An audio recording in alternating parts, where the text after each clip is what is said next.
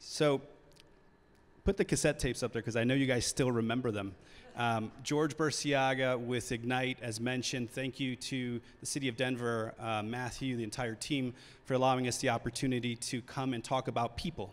I'm not going to focus a lot of my attention on why we know why we're here, but I'm going to really focus on people. So we know that based on population, cities are transforming or growing and moving in a smarter or connected based technology because we have to. The infrastructure doesn't manage those services, but cities are transforming themselves because people have accepted the idea of being connected.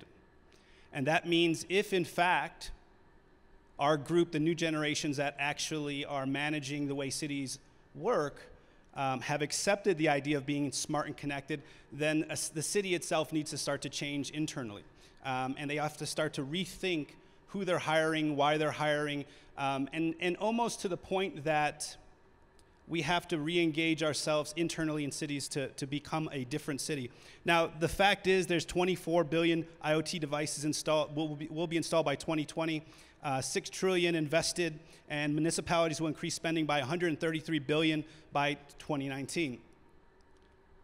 It's a fact that we need to rethink who we are as a city.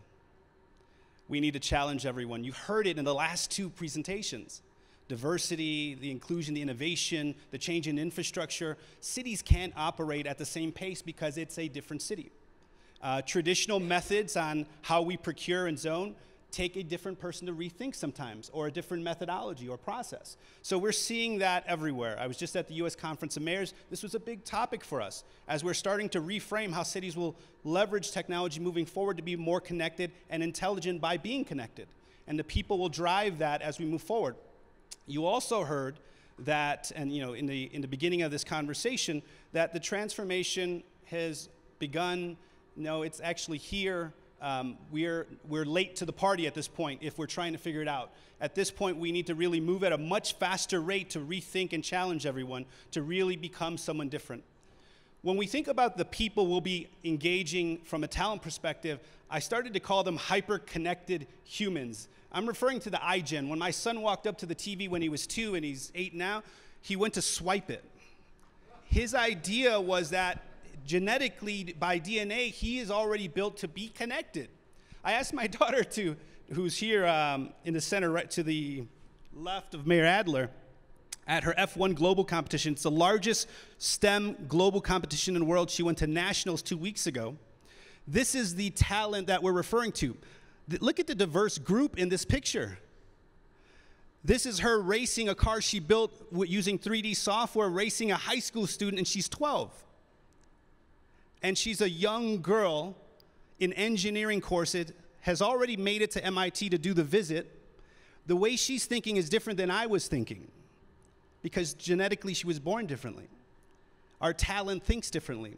So what we need to do more frequently while we're looking for talent, while we're engaging talent, is why don't we start to humanize the technology so it's not so much about the shiny box. It's really about creating the experience. Mayors see why this is important, because we could talk about public Wi-Fi, or we could talk about 2 kids and her mom waiting at a bus stop in the snow in Chicago with no connection to find out when the bus is coming or if there was an emergency or an alert. So let's humanize that so there's an experience. We also know that today's generation is connected to mobile and social at a rate, and they expect information now.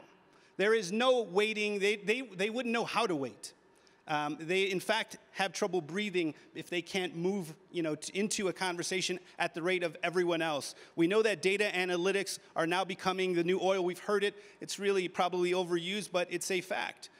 Data helps support predictive services that help us change the way efficiencies and sustainability can be replicated, can be used, how the experience actually works.